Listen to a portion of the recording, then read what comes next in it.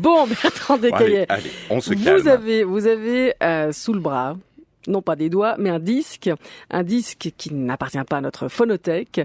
Et c'est un ensemble dénommé Chronexos qui propose ce disque. Je connais pas du tout cet ensemble, pas plus que les interprètes qui le composent. Et vous ? Eh bien oui, Florence, vous êtes au cœur du propos.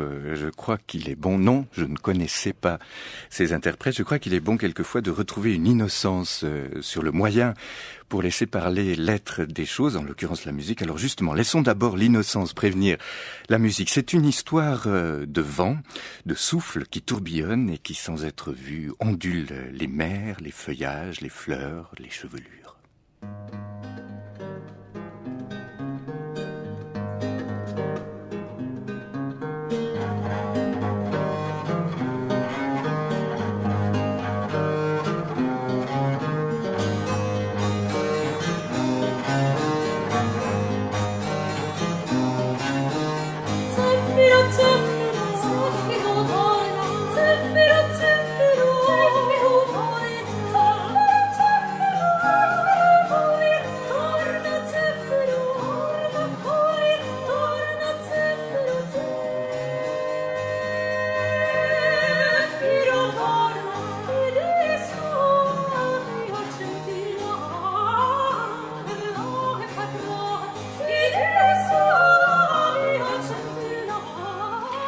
Vous entendez, Florence, ce jeu du vent, cette course-poursuite entre les deux voix.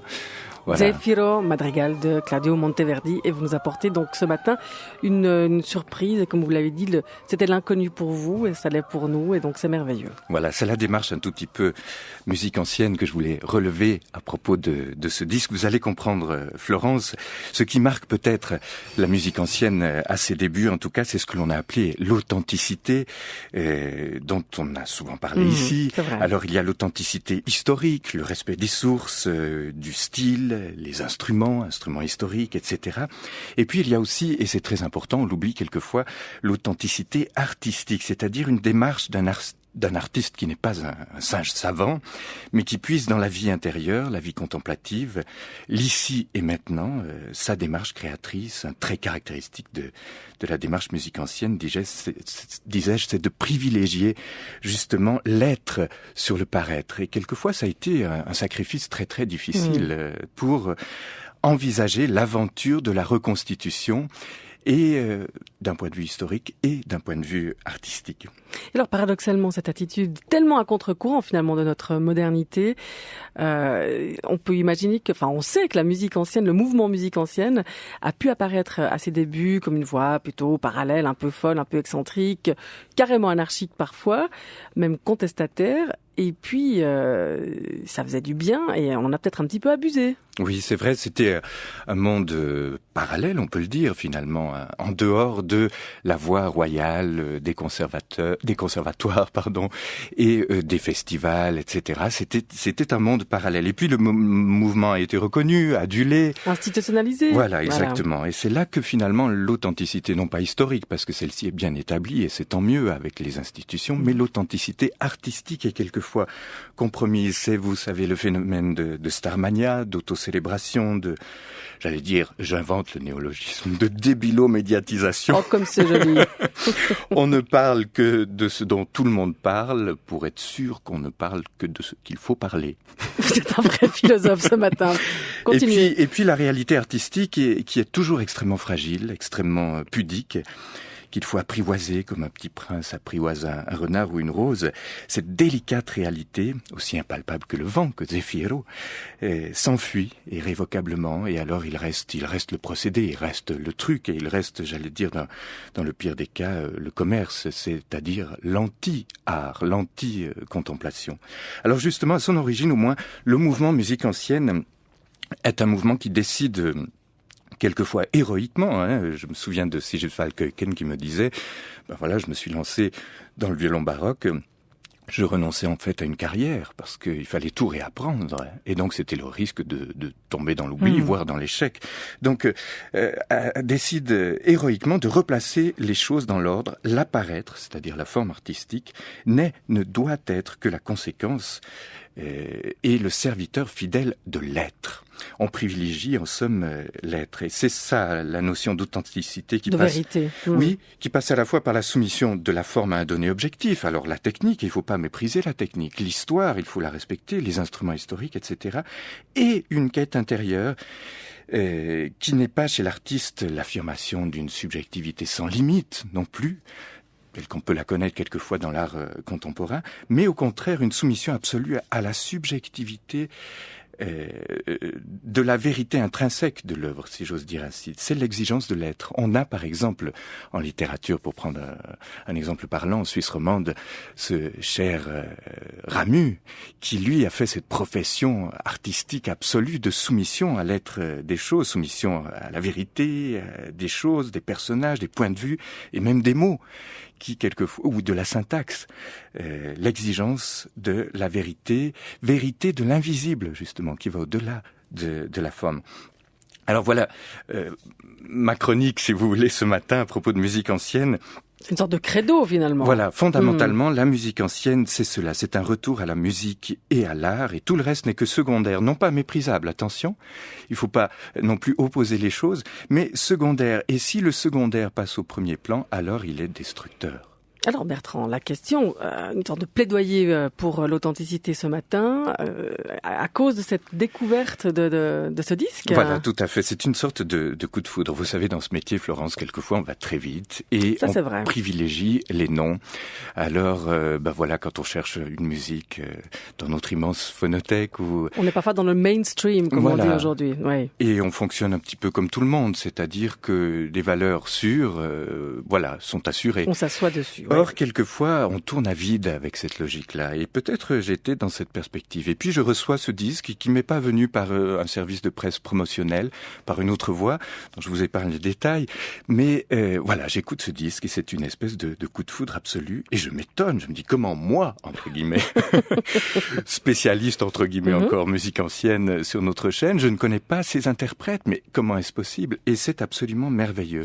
Eh bien voilà, c'est une forme de virginité retrouvée, virginité de l'oreille, et ce sont des interprètes qui ont cette attitude aussi qui est pas du tout starmanien, en tout cas tel qu'il se présente sur ce disque, un disque qui n'a pas de label, qui est publié par le théâtre de Bligny au sud de Paris, donc qui est en dehors des voies de diffusion normales. Il n'y a pas de photos avec leur tête. Il n'y a pas de photos, s'il y en a une toute petite, mais enfin voilà, et puis l'ensemble est à peine présenté, on présente son nom, Chronexos, qui signifie chronos, le temps, nexus, le lien, relation au temps, relation à l'histoire dans l'instant présent, la création est toujours un instant présent, et puis c'est à peu près tout ce qu'on sait de ces interprètes. Par contre, les œuvres sont magnifiquement interprétées, c'est vraiment du grand art, respect de l'histoire, et subjectivité artistique au service de la vérité.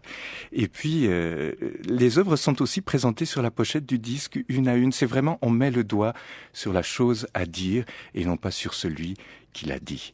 Alors finalement c'est ça, la musique ancienne, j'allais dire, c'est la poésie, c'est le regard convergent vers la beauté contemplée. Eh bien, si on avait eu ce disque il y a 3 ans, au début de ces chroniques musicales de la place du village, on aurait peut-être appelé votre séquence Chronexos. Ça vous aurait bien, je trouve que ça aurait bien collé. Pourquoi pas, très joli. Florence. Mais on écoute. Oui, on continue écoute. Quand même. Ici, précisément, c'est cette convergence dans l'union, j'allais dire cette communion, c'est le duo final du couronnement de Popée.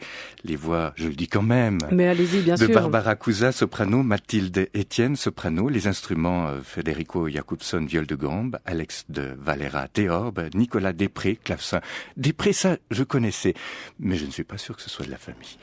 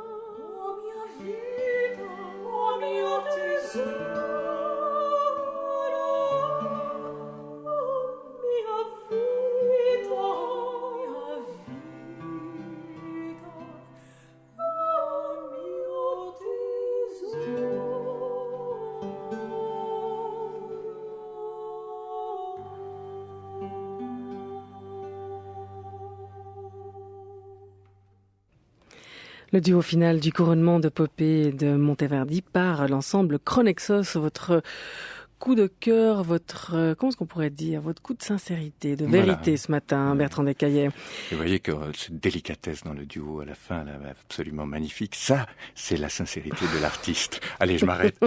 Mais par contre, non, on va pas s'arrêter en si bon chemin. D'après ce que vous me disiez tout à l'heure, on ne trouve pas ce disque dans le commerce. Par contre, précisément non. Voilà, on peut donner un coup de pouce en disant www.chronexos.com et là, sur le site de ces artistes, de ces interprètes, eh bien, vous pourrez passer commande. Merci beaucoup d'être passé sur la place du village. Je rappelle que les chroniques musicales, non musicales de la place du village sont à écouter en tout temps via notre site rts.ch.